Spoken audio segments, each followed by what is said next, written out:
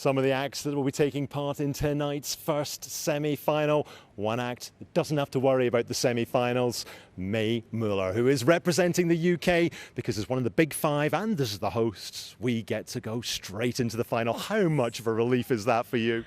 I mean, yeah, I guess it is a relief, isn't it? I feel like, you know, this whole experience is it's such a whirlwind. So that's one nice little thing I can just focus on. I'm in the final.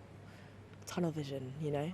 And in David's report, we heard your song being sung by a choir on a ferry going across the Mersey. Where are some of the places that you've been hearing I Wrote a Song?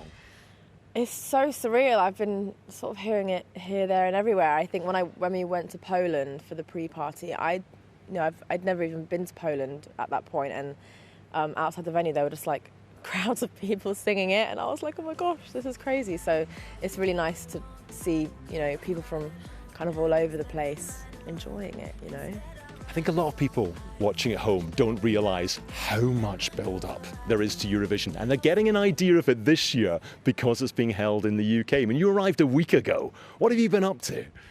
What have I been up to? Well, apart from obviously rehearsals, which has been amazing, we've just been, I guess, just getting a feel of Liverpool. I've been here a few times before, but it's nice to just kind of be here, to be kind of settled. Describe what you've been seeing and hearing, because I've been trying to get over some of the sights and sounds. It's like Eurovision everywhere. It's like billboards, you know, you walk across the street, you can't really escape it, which is actually really nice because it just kind of reaffirms, I guess, that everyone's really, really excited about it. And people are literally like singing in the street, and like it just feels very, very joyous, which is really nice. Because the very first thing I saw when I arrived and drove into the city was two people with Finland flags over their back, and in between them someone with an Ireland flag off the back. And it's that kind of sight that you see. Yeah, no, I think it's great, and I feel like that's what Eurovision is all about, you know.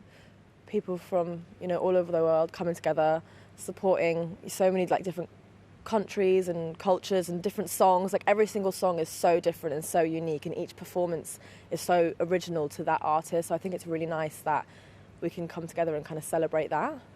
How much pressure are you feeling? None. What are you talking about? I'm easy breezy, beautiful. No, I mean it's obviously there's a sense of responsibility for sure. I think I really want to do everybody proud, but I think every single thing that creates pressure is just something really exciting and amazing. The fact that we're holding it in the UK, hosting in the UK on behalf of Ukraine, which is just so special. The fact that I'm going last, the fact that Sam Ryder did so well last year, all these things that I could kind of freak out about are actually really, really amazing. And I think I just feel really lucky that I get to take part in such a sort of special year. And you have been in contact with Sam Ryder. What kind of advice has he been giving you? Honestly, before I was even announced, he'd obviously heard through the grapevine, and he just messaged me and he was like, mate, I'm so excited for you. And his main advice was really just to enjoy it. It sounds so simple, but it's such a whirlwind, so I think you can kind of forget to just take it in. So each day I'm just trying to take each day as it comes and not let it like pass me by, because it's going to be over soon and I'll be like, oh, I don't want to get to the end and be like, yeah, I wish I'd enjoyed it a bit more. So that's what I'm doing. Quite hard not to, you know. One thing you have been enjoying is your nails. How many pairs will you be wearing during Eurovision week? Well, give us a shot. You'll have to wait and see. Yes, these were for the turquoise carpet yesterday. Just something understated, something low-key, just, you know, something chill. I'm glad I didn't wear mine, because we could have had a nasty clash. I know. It would have been so embarrassing. And one interesting little bit of news last night was they were going to bring in this new way of revealing who'd got through to the final, have a more X Factor style with all the acts on the stage and put the lights out on the ones that hadn't made it. The fans didn't seem to like it, said it was too cruel, and by the end of the day, it had all changed. They're going back to people sitting in the green room. I mean, I'm sure there'll be a lot of relieved people today, because that does sound quite scary.